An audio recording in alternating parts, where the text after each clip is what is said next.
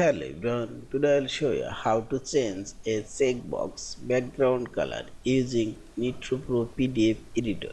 This is my checkboxes and I'll change all of the checkboxes background color. Now select form option, this menu bar, and this select field option, click here. Now drag your mouse cursor, you can select all of the add-ons, and this is properties option, and this fill color.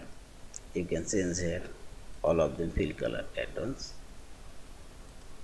and see this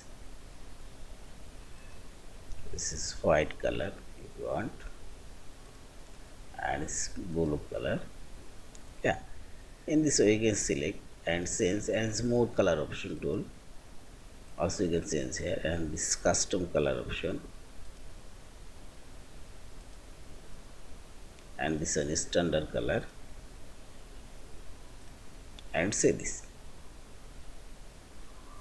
also you can change border color if you want.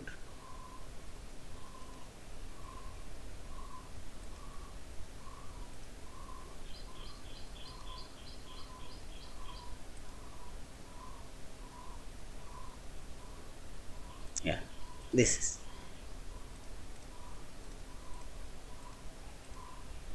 and finally select this file option, save or save as a fillable PDF form.